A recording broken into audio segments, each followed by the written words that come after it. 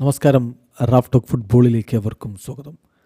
പരിക്കുകളുടെ കത്തിമുനയിൽ പിടഞ്ഞ കരിയറാണ് നെയ്മറുടേത്.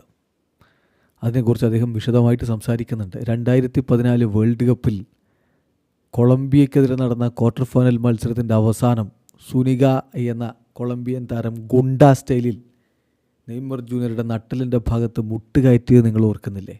അതിനെക്കുറിച്ച് നെയ്മർ ഇപ്പോൾ വിശദമായിട്ട് പറയുന്നു. ഞാൻ ഈ പരിക്കിനെ കുറിച്ച് എപ്പോൾ പറയുമ്പോഴും ഞാൻ ഇങ്ങനെയാണ് വാക്കുകൾ ഉപയോഗിക്കുക. സുനിക എന്ന കൊളംബിയൻ താരം ഗുണ്ട സ്റ്റൈലിൽ മുട്ടുകയറ്റിയെന്ന്. അത് അങ്ങനെ തുടരാൻ തന്നെ അങ്ങ് തീരുമാനിച്ചതാണ്. കാരണം മുമ്പ് ഒരു വീഡിയോയിൽ ഇത്തരത്തിൽ പറഞ്ഞപ്പോൾ മെയിൽ വരെ വന്നു ഭീഷണി സ്വരത്തിൽ.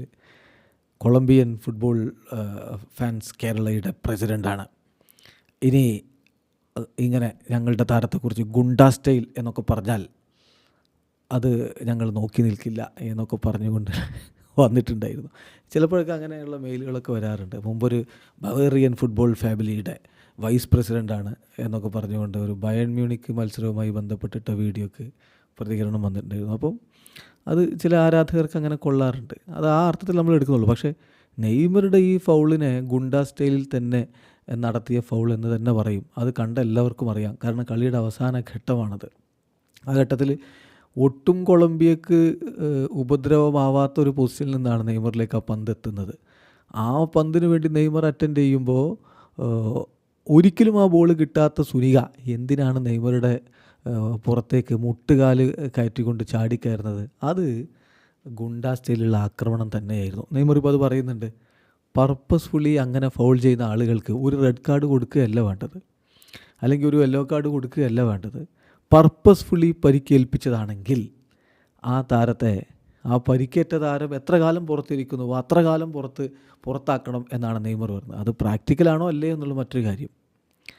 അപ്പോൾ നെയ്മർ എന്താണ് ഈ പുതിയ ഇൻ്റർവ്യൂവിൽ പോഡ്കാസ്റ്റിൽ പറഞ്ഞിരിക്കുന്നത് നമുക്ക് നോക്കാം. പോഡ്പ എന്ന പോഡ്കാസ്റ്റിൽ അദ്ദേഹം സംസാരിക്കുകയാണ്.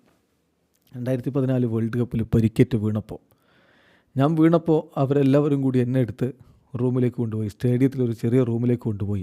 ഡോക്ടേഴ്സും മറ്റുള്ളവരൊക്കെ അവിടെയുണ്ട്. എനിക്കെൻ്റെ കാലുകൾ ചലിപ്പിക്കാൻ പറ്റുന്നുണ്ടായിരുന്നില്ല. ഞാൻ ആകെ പാനിക്കായിപ്പോയി. ഞാൻ കാല് മൂവ് ചെയ്യാൻ വേണ്ടി വീണ്ടും ശ്രമിച്ചു. പക്ഷേ ആകെ ഒരു മരവിപ്പായിരുന്നു എനിക്കത് മൂവ് ചെയ്യാൻ പറ്റുന്നില്ല. പെയിനാണെങ്കിൽ നല്ല അധികം ഉണ്ടായിരുന്നു. ഞാൻ തിരിച്ചെഴുന്നേൽക്കാൻ വേണ്ടി ശ്രമിച്ചതിൻ്റെ ഭാഗമായിട്ട് എനിക്ക് നല്ല വേദനയും ഉണ്ടായിരുന്നു. ഞാൻ വീണ്ടും വീഴുകയും ചെയ്തു. സോ ഞാൻ പറഞ്ഞു, ഓ മൈ ഗോഡ്, ഇത് വല്ലാതെ വേദനിപ്പിക്കുന്നുണ്ടല്ലോ എന്ന്. പെയിന് അൺബെയറബിളായിരുന്നു.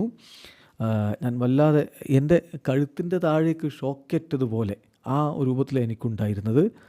ആ സമയത്ത് മാർസലോ എന്നെ എഴുന്നേൽപ്പിക്കാൻ വേണ്ടിയിട്ടുള്ള ശ്രമങ്ങളൊക്കെ കളിക്കളത്തിൽ നടത്തിയിട്ടുണ്ടായിരുന്നു.